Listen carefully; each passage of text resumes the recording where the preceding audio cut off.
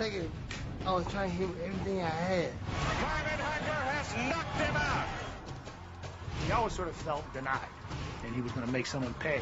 When he started getting dirty, then I started putting the punches together and meant to break his head. The middleweight champion of the world is Marvin Hagler. Here we are. We finally won the world title, and we had to run like burglars. Marvelous Marvin Hagler waged a long war for recognition and respect in boxing, then walked away when it all went wrong. Ladies and gentlemen, we have a split decision. He was going to take his dignity, he was going to take his life, and he was going to go.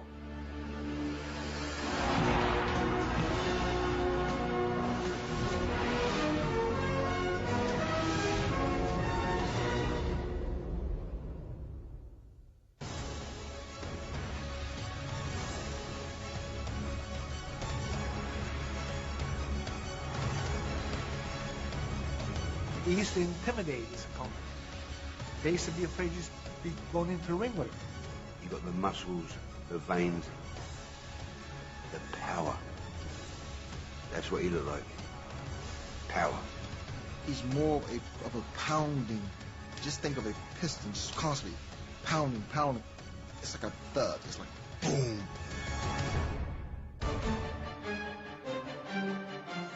He had a chin of iron. He had the heart of a lion. He had the killer instinct in him. He hated his opponents.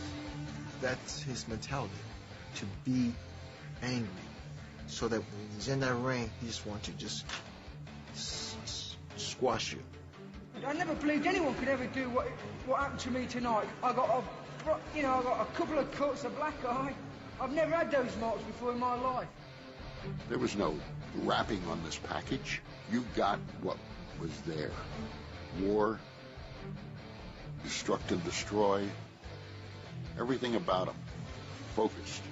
And this bullet head made the whole Marvin Hagler look like exactly what he should have been, an executioner.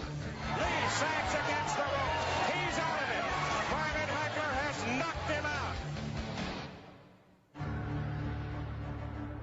Marvelous Marvin Hagler ruled the middleweight division with an iron fist from 1980 to 1986. Behind a cultivated aura of intimidation, he was the real thing, gifted with speed, imagination, and versatility. He fought mostly southpaw, but he would switch, and he was equally as good both ways. The punch that you don't see, that's the punch that hurts you and knocks you out. And a lot of those punches from Hagler, you don't see them coming. They come from a different angle. Somebody examined his skull once and pointed out that the muscle above the temples was almost like he had a football helmet inside, under the skin. So you couldn't hurt Marvin. Impregnable though he was in the ring, Hagler was afflicted by one of the deepest of human hurts, alienation. I think he always painted himself as the guy on the outside, and in a lot of ways the public thought he was. And I think it drove him. He can't whoop Marvelous Marvin Hagler. That's it. Nobody can whoop me. I'm the best. They won't give me the credit, not even you. I don't think the public understood how insecure this guy really was. I think the best clue of that is the fact that he had his name legally changed to Marvelous, because he felt like people never gave him his due. Marvin, it's not always been marvelous. You'd be forced to say it. You'd be forced to write it. But I think it also speaks to the issue of a sort of inner voice that was diminished, and a sort of lack of self-esteem, that, and a real feeling that he wasn't getting what he deserved. Marvin Hagler's attitude that the boxing establishment was always against him, they wanted to win, it was mostly paranoid. People loved him. Fans adored him. They admired him. Marvin was so insecure about that. For some reason, he was like a horse with blinders on. He didn't see that.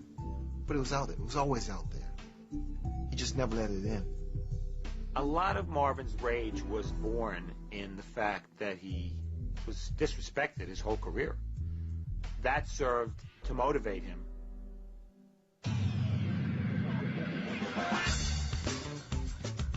Never was that disrespect more clearly demonstrated than on November 30th, 1979 at Caesar's Palace, where the 25-year-old Hagler was one of two fighters getting title shots. The other was the deft and charismatic Sugar Ray Leonard. Marvin Hagler challenges Vito Antuofermo for the middleweight title, gets $40,000. Ray Leonard is also a challenger, and the same card gets paid $1 million.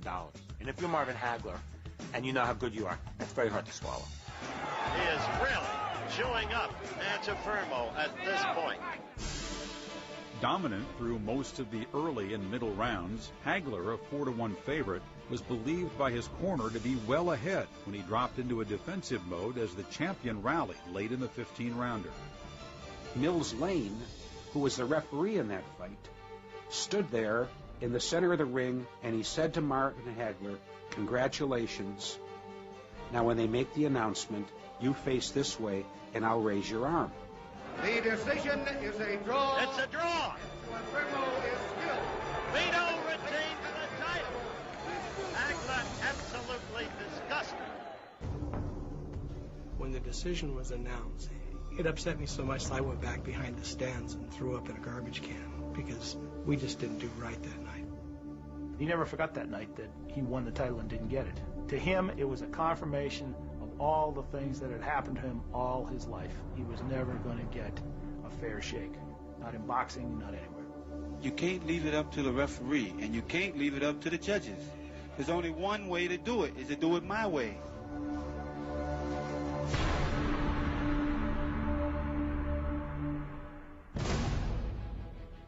With narcotic power in either hand, Hagler raged against his opponents, winning his next 14 bouts, 12 by knockout.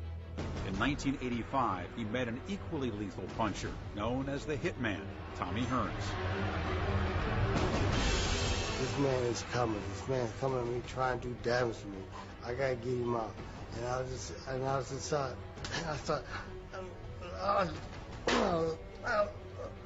thinking, I was trying to hit him everything I had.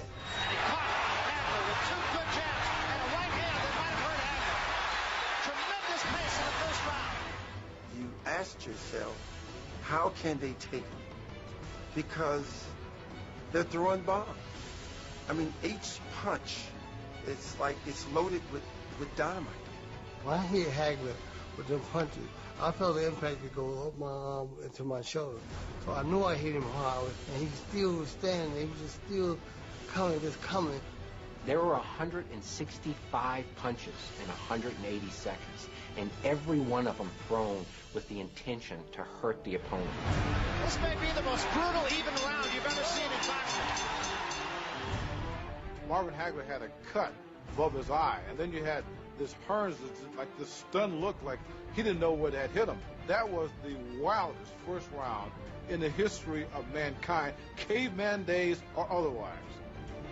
In the second and third rounds, Hagler stayed on the attack, absorbing punches and pressing forward, banging away with both hands. But he got as good as he gave. Hearns was always considered one of the hardest punchers in boxing. He throws his vicious right hand and busts Hagler's head wide open. So the doctor comes in and he blocks the blood and he says to Marvin, "Can you see, Marvin?" And Marvin says, "I ain't missing him, am I?" Hagler immediately thought the same thing he always thought. They're going to screw me again. They're going to deny me again. This is my moment. He'd been ripped off before. He wanted to end that fight as soon as he could. And when that blood started pouring down his face, you saw the real tiger of Marvin Hagler.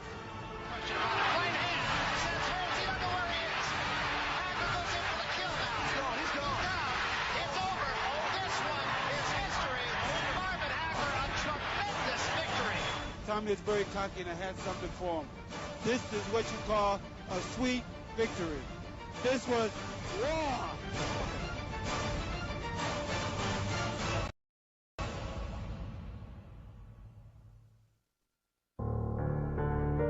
There were nights when literally she and all the kids would be on the floor because they were afraid of bullets coming through the windows.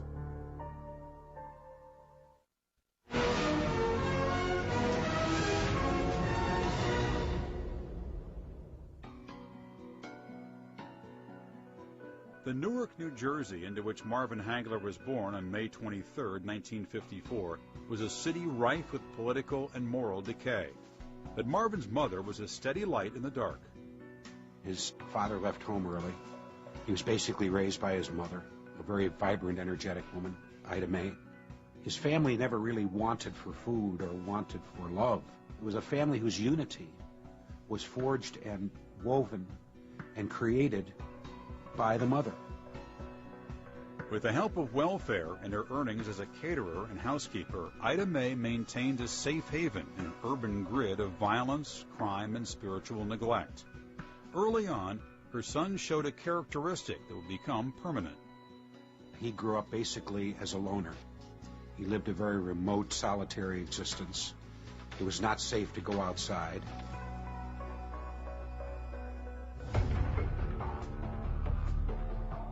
Dominated by poverty, despair, and pent-up rage, Newark's African-American neighborhoods hit a flashpoint in the summer of 1967. The trouble began when a black cab driver was arrested and beaten by police. The next thing you know, the store windows are getting broken. Molotov cocktails go. This was a city that had become a nightmare. Bullets were flying everywhere. They could hear police running across the rooftops, cursing and screaming, looking for snipers, looking for looters. During 6 days of rioting, 26 people were killed, more than 700 were injured, and nearly 1,500 were arrested. There were nights when literally she and all the kids would be on the floor because they were afraid of bullets coming through the windows. And she just said, I got to get these kids out of here. This is not a place I'm going to raise them. When relatives in Brockton, Massachusetts offered Ida Mae an escape, she moved her family there in 1969. But the factory town had few easy streets. After losing a sidewalk scuffle when he was 16, Hagler sought enlightenment at a boxing gym run by Pat and Goody Petronelli. Sat down, quiet, very respectful. I says, you interested in learning how to fight? He says, yeah, man. He says, that's what I'm here for. I said, okay, let's get going. We gloved him up, right? Put a headgear on him and a mouthpiece, threw him in a ring, and this guy belted him around a little bit, bloodied his nose, cut his lip, and then the kid just washed his face up right, and he just walked out the door, you know. So me and Goody, we were talking, and say, well, I guess that's the last we're going to see of that kid, right? Next night, he's back. Right away, I liked what I saw. He seemed like he picked up a lot quicker than the other guys. Finally, I said to him, I says, boy, you're putting these punches together pretty good. I says, what's happening? He says, man, I've been practicing. I said, what do you mean you've been practicing? He said, these different punches you're showing me. When I go home, I look in the mirror in the bedroom, and I practice all those different punches. He said many times that I wanted to be somebody. Didn't know what it was, but I wanted to be somebody. I didn't want to just be another run-of-the-mill guy, and boxing was the thing that was foremost on his mind.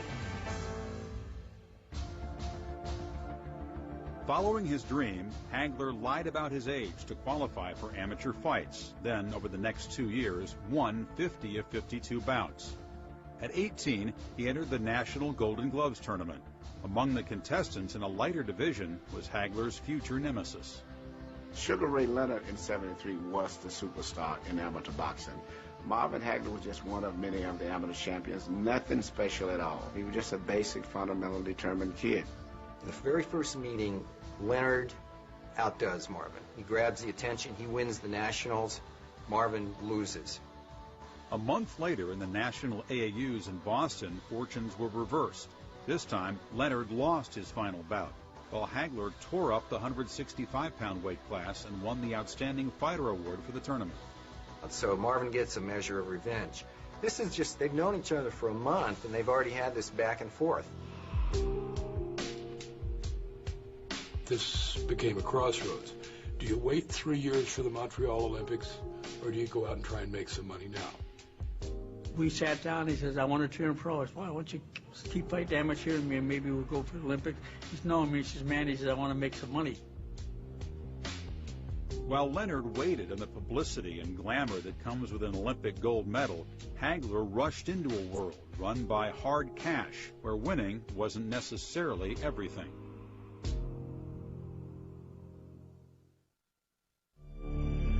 It was too quick, it was too bloody, and a riot ensued.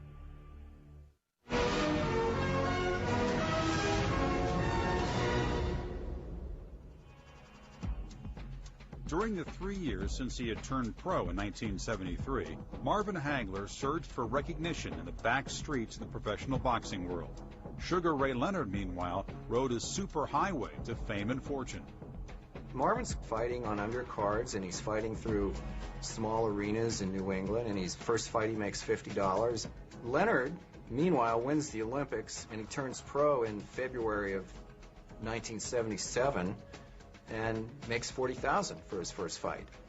At that point, that's more than Marvin's made in his entire career. Ray Leonard was a star. With that megawatt smile, he really succeeded Muhammad Ali as the superstar celebrity of boxing. Handled by the relatively unknown Petronellis and regional promoters, Hagler had difficulty getting quality opportunities, despite going undefeated in his first 26 fights. Joe Frazier always told me he had three things going against him. He was a southpaw, he was black, and he was good. He was the easiest kind of guy to avoid. You know, you didn't want to fight him if you didn't have to, because he'd probably beat you. If you did beat him, you might not get that much bang for your buck, because he wasn't that well known. Finally, Goody said, we are going to have to make our move to what he called the lion's den of middleweight fighters in America, which was the Spectrum in Philadelphia.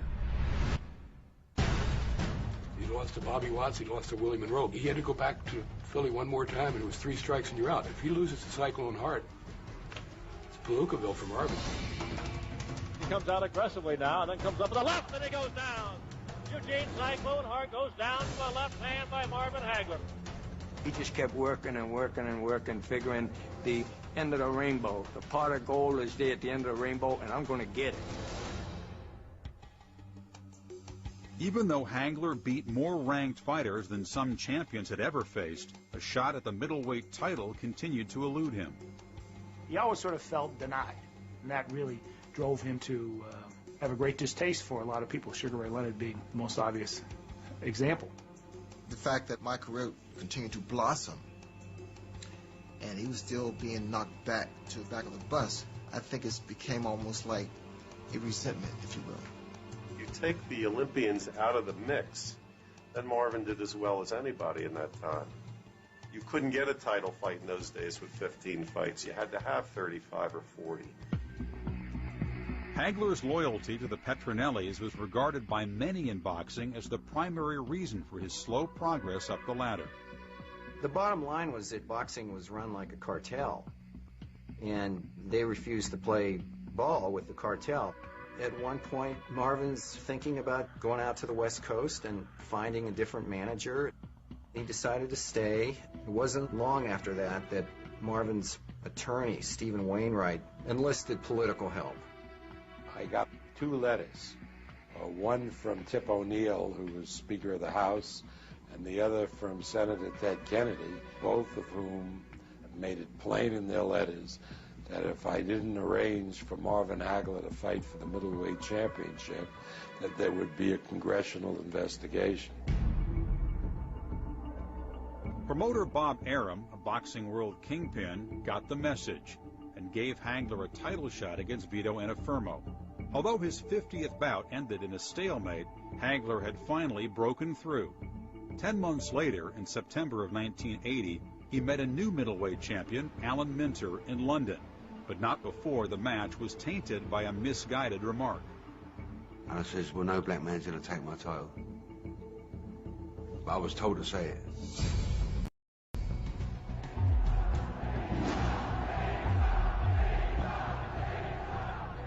It was just a nasty atmosphere at Wembley to begin with. There was this horrible right-wing element, soccer hooligans, National Front people, all this stuff in the audience. It was sad, and it was angry. The people weren't right. You see them in their faces and kill him. He says, Marvin, you know what you have to do tonight? He says, yeah, man, I know. I said, you can't leave it up to the judges. He says, I don't plan to. Hagler with a good left and a right. Minner says, come on, fight. And Minner is leaving himself open with this tactic. And I've gone, come on. And he come on. And that was my downfall. Minner is hurt. Minner is ready to go. It's only the third round and Hagler is all over it.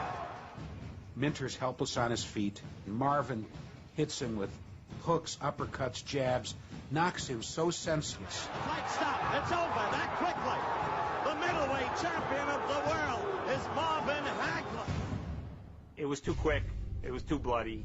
And a riot ensued. The fans there just couldn't handle it. Now bottles are being thrown into the ring, and beer cans, and the corner people are trying to protect Marvin Hagler. Here we are. We finally won the world title, and we had to run like burglars, like we did something wrong.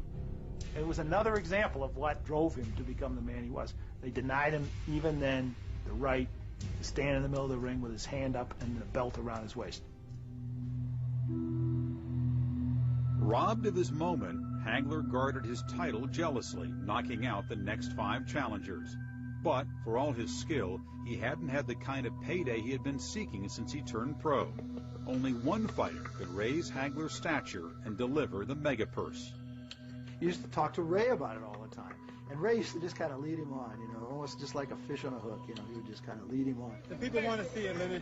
We don't want you to retire yet until you come at the marvelous one. Okay, it's got to be the big one, right? That is the biggest one. Prospects for the biggest one dimmed in 1982 when Leonard was diagnosed with a detached retina. 6 months after undergoing eye surgery, Leonard alerted the media to a major announcement in Baltimore. Hagler was advised to be on hand. We figured that he was going to make the official announcement that he's going to take that fight with Marvin Hagler. So we were all tickled pink. A fight with this great man, this great champion, could be one of the greatest fights in the history of boxing. Talking about money, you talk about Fort Knox. And this is the only man could never make that possible. Marvelous Marvin Hagler. But unfortunately, it'll never happen. Thank you, and God bless you all. Thank you. Marvin was crestfallen. Not only his chance for redemption against Sugar Ray and to put him in his place and assume his place was gone. Millions of dollars were also gone. Here he is, a prop in this one-man play where Ray Leonard humiliates and embarrasses him, and then he walks away from boxing and leaves Hagler standing there, stripped to the core, with nowhere to go. Was I cold to have him there, knowing fully well that I was going to say no? Yeah, it was pretty cold. But was it smart to have him there? Yes, it was smart to have him there. I just want to continue to create that drama, that intrigue. I did that.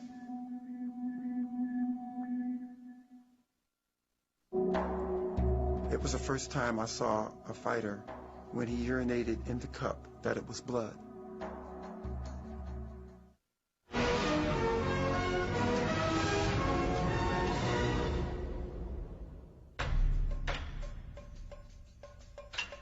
I was really a Marvin Hagler believer.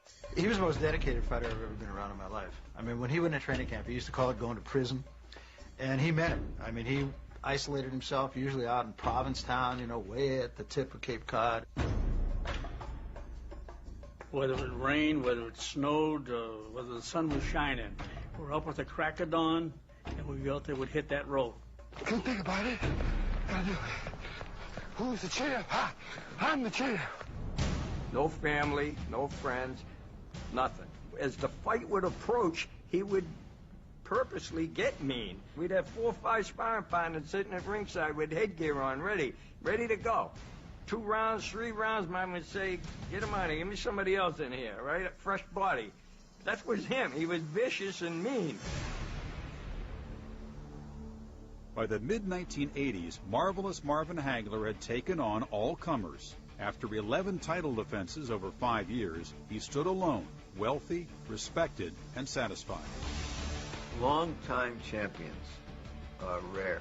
Hagler was one of those champions who wanted to stay on top of the mountain. The only thing that counts, man, is that I'm taking these back home. That's all that counts, man. That's all that means anything to me. I think there was a feeling of being somebody, because that championship belt meant the world to him. That was his identity. That was Marvin Hagler. With Sugar Ray Leonard still in retirement, Hagler focused on breaking Carlos Monzon's middleweight record of 14 title defenses. In 1986, he looked for number 12 against John the Beast Mugabe, who had won all 26 of his fights by knockout. Mugabe is a slugger, total slugger. And I noticed that Mugabe was outboxing Marvin for a while. When Leonard sat there that night, the Marvin Hagler he saw wasn't marvelous anymore. A little bit lack of reaction time, a little bit off on his speed. Some of the body shots that he sustained from Mugabe were unbelievable. While Marvin won that fight, I think it took more out of him than any other fight in his career, and I'm not sure physically he was ever the same afterwards.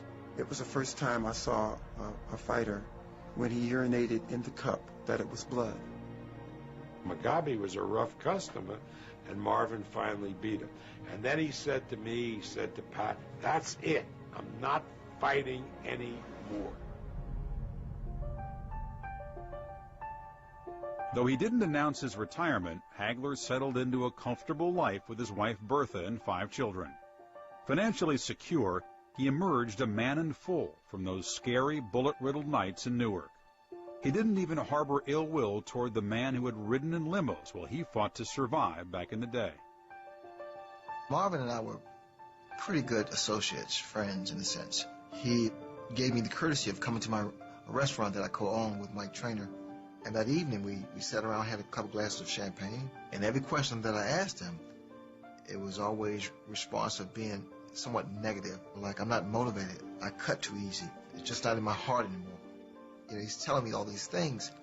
I'm saying to myself, this would be the perfect time to fight him. It was all a con by Leonard. He was never Marvin Hagler's friend, but Marvin Hagler mistakenly thought that he was. He got sort of lured in by the same things, ironically, that he hated.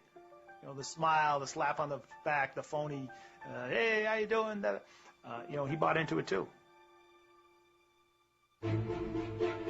On May 1st, 1986, just 7 weeks after the Mugabe fight, Leonard announced he would come out of retirement to fight Hagler for the middleweight crown. Yet the champ, after years of denial, was slow to accept. He didn't want to do that fight, not because he was afraid of Ray, but because it was enough. He didn't want to fight anymore. He couldn't concentrate on the fights the way he had in the past. It was an agonizing period because Bertha was opposed to the fight. They were having some marital problems at the time, and it wasn't any secret. I always felt that Bertha, more than most of us, knew that Marvin had slipped. Pat Petronelli, his manager, and myself drove through the night to where Hagler was living in New Hampshire. Pat sat down with Marvin to convince him to take the fight.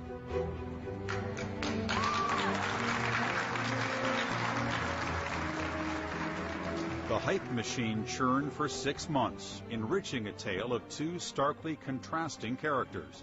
Opposites in temperament, outlook, and style, Hagler and Leonard, it was said, were born to define one another in the ring. Sugar Ray Leonard was a guy that you pulled for. He was America's boxer. I mean, he was a lovable guy. Where Hagler was a guy that, yeah, it's kind of hard to love. But you respected him. I've been saving my body, my mind, just for this occasion. Now I have the opportunity to finally show the world that I am the best fighter in the world. Before we put on our fight face, I'll take this time to thank marvelous Marvin Hagler. Thanks, man. Apparently he has his fight face on. Perhaps weary of his opponent's easy praise, Hagler quit the publicity tour and began training 11 weeks before the fight. While Leonard worked out before crowds, Hagler kept off the radar, taking only urgent calls from his family. As fight night approached, The champ entered that dark place where his motivation lived. He wouldn't eat the food that was brought on his plate. He would always switch it with his trainers, Goody and Pat Petronelli, because he figured if they were going to poison anybody, they would poison him. Marvin's camp was very paranoid. They didn't want to have any Ray Leonard spies in there. And Marvin was just in this war mode. He was like a bull that was snorting. Hagler and Leonard finally met on April 6, 1987 at Caesar's Palace, the location where, 7.5 years earlier, each fought for his first title. I was the inspector that night in Ray Leonard's dressing room, and the dressing rooms were adjacent to each other. When Ray was getting his hands taped by Angelo Dundee, that they were yelling through the wall, "Hagler, you're an old man. You're not going to win tonight." The intensity of Marvin Hagler at that point was unlike any other fighter I'd ever seen. While I examined him, I don't believe that he even acknowledged anything I said or did. He stared straight through me. He was scary.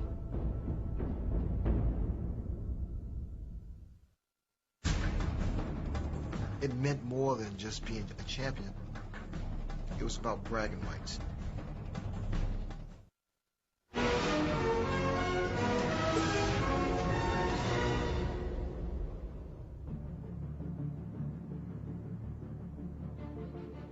For Marvin Hagler, it was really his legacy going into that fight because he had been the middleweight champion for a long time.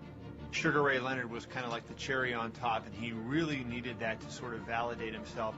This is the main event of the night. 12 rounds of boxing for the WBC Middleweight Championship of the World. It meant more than just being a champion. It was about bragging rights. It was that moment of victory that will define who we are. What we all wanted to see was another Hearns Hagler. We all wanted to see Marvin tear into this pretty boy here and make him sorry that he took this fight. Marvin started boxing him when he should have put a little more pressure on him, and he's going right-handed more than he should have. He boxed conventionally, which to Ray must have been like, wow, this is great. I don't have to deal with southpaw. He couldn't have made him any more comfortable than if he had drawn him a bath and gotten him his slippers. Leonard was like a bumblebee, and Hagler was out there with a net trying to catch him, and he just couldn't catch him. You could hear his trainer yell 30 seconds. 30! And then Leonard would go into a flurry. I used to call him 30-second pitter-patters. That gets rounds. That makes, gets the attention of the judges, so he tried to take every advantage.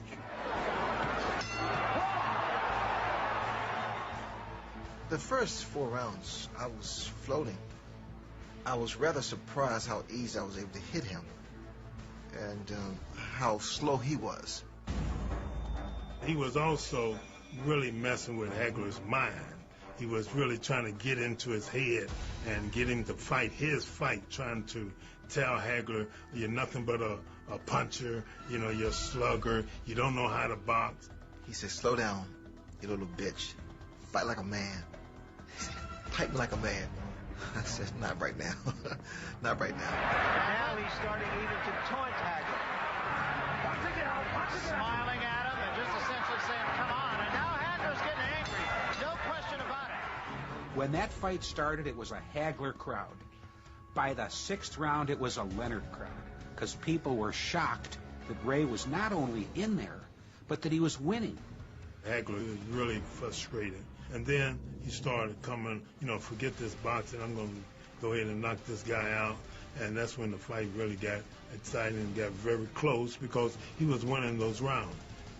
As Sugar Ray Leonard's legs tired, he began to linger dangerously within Marvelous Marvin Hagler's range.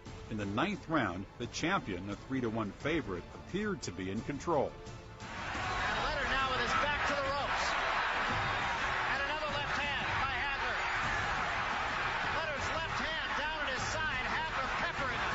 Ray Leonard is hurt in the corner. Ray was getting battered by Marvin on the ropes, and you can see Ray was thinking about giving it up. And he admitted to me, he said, yeah, I did think if I couldn't. And I said, Ray, get out of that corner. Get out of the corner. Fight your way out.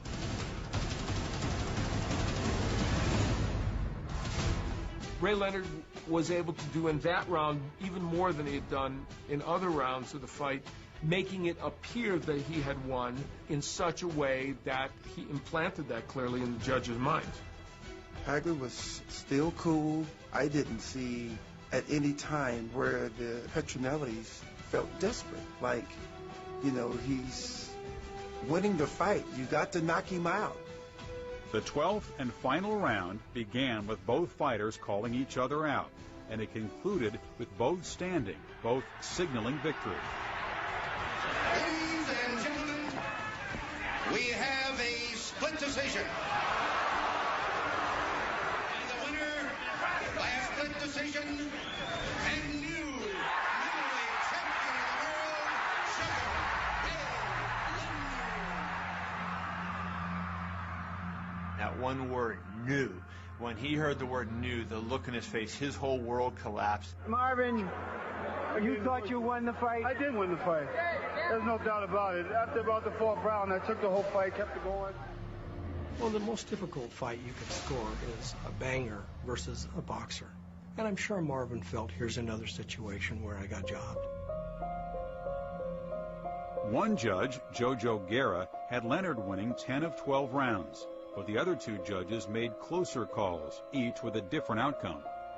I gave the fight to Leonard. I had 7 rounds to 5, and the reason was he had the most effective punches. He made Hagler miss.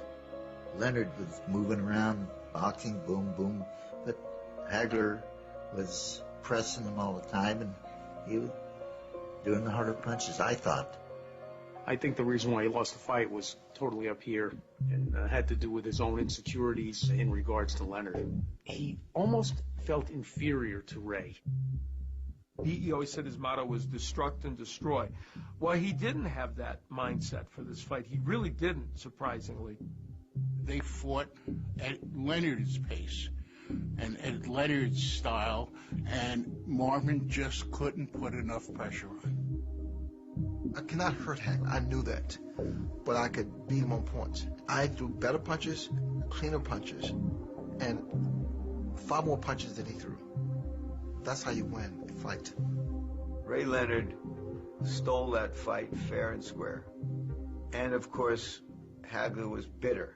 When the fight was over, Leonard told me himself, you beat me. And then when they take it away from me like that, it's hard to believe. All the things that had tormented him all his life, there they were one more time, in full display in the whole world. I won the fight. They took my titles. I got conned by this guy. They gave it to Sugar Ray. I'm not marvelous. I'm just Marvin, just like I always thought. He just couldn't take losing to anyone, but to lose to Sugar Ray Leonard, I think that hurt him more than words can describe.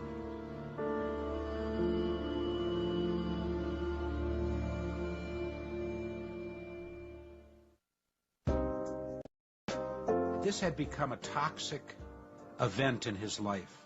It was inside of him, and it was eating him away.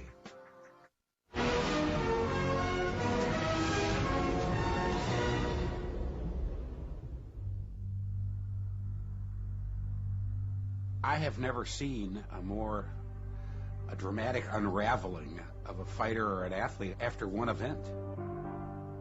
All the things that got him to the middleweight championship of the world. The strength of character, the ability to focus and concentrate, the self-denial of earthly pleasures, and all of the other things that got him there, they all disappeared. In the months following the loss to Sugar Ray Leonard, his first defeat in 11 years, Marvelous Marvin Hagler went into seclusion. He disappeared after the fight. He had a place up in New Hampshire. Goody and Pat couldn't reach him. He was just in a funk. You know, he was in a depression. This had become a toxic event in his life. And I mean toxic by the sense that it was inside of him and it was eating him away. And it was not only eating him away, but it was eating his life with his family away. His marriage, which was always kind of shaky, fell apart. From reports, he began to drink quite a bit. He went on an extended vacation. He was down in St. Bart's for maybe a month or so, just hanging out at poolside drinking, not wanting to be bothered by anybody. Conflict between Hagler and his wife became public in June of 1987 when Bertha filed an abuse petition. A judge issued a temporary order barring Hagler from their house and gave Bertha custody of their 5 children. While Hagler didn't contest the court order, he did deny a news report alleging widespread abuse of alcohol and cocaine. For about a year, Hagler agitated for a rematch, and he was almost frantic about it. Everywhere he went, that's all he wanted to talk about. He wanted a rematch. Ray Leonard wasn't going to ever give him a rematch. He says, Goody, he says, I'm having some problems, thinking about getting a divorce, blah, blah, blah. He says, might as well hang him up, he says, because I can't get that rematch anyway. And I says, Marvin, I says, great. I says, I'm on your side. You did a great job. We hugged, and that was it. He retired. His career was bookended. He was screwed in Vegas in the Anna Firmo fight in '79, and he felt screwed in his last fight in '87. It was a perfect bookend. Ray left laughing all the way to the bank and went on to win several more titles. And he left Marvin Hagler in an emotional lurch from which he's never really recovered.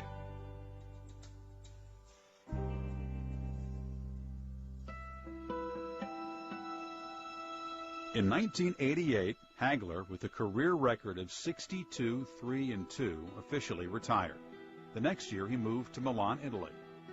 He was going to take his dignity, he was going to take his life, and he was going to go. And he wasn't going to come back to something that he felt that he had respected for so many years, and in the end conspired against him, didn't treat him properly. He found a sort of, not only a second home there, but a home that fit his view of himself. He became a minor movie star there. He feels he gets there when he never got in the United States, which is the great respect for being one of the great fighters of all time. He met this girl that he fell in love with and married, and he has a new type life. Speaks good Italian. He seems to be pleased. Hagler's goal of breaking into foreign films and then crossing over to Hollywood hasn't been realized. He stays busy making personal appearances and doing speaking engagements. In 2006, at a charity event in Boston, he showed that the old pain still lived. The people were making noise in the crowd. It was a long night, and it was coming time to introduce him as our, main guest.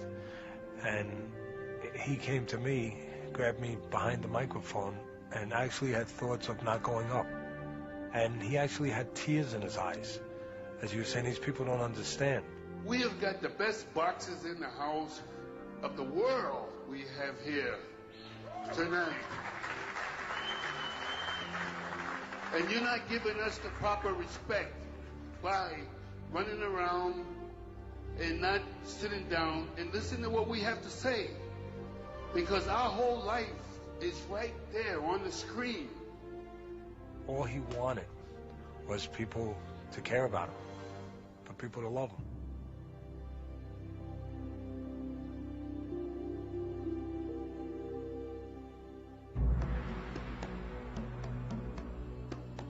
Hagler was the type of fighter that hardcore fans always respected, but his greatness was always in doubt. The reward for him is that after years of not getting the limelight, he's now considered among the greatest middleweights in history. He took on all comers, and he beat everyone, but his legacy, unfortunately, will be forever diminished by the loss to Ray Leonard. I don't think that's fair.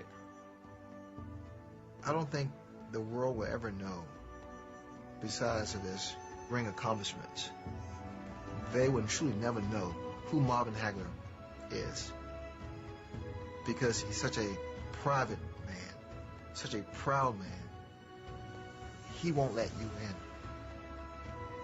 in. He would never let us in to his world. We just have to accept what he's given us, what he's shown us, that he's a champion, inside and outside the ring.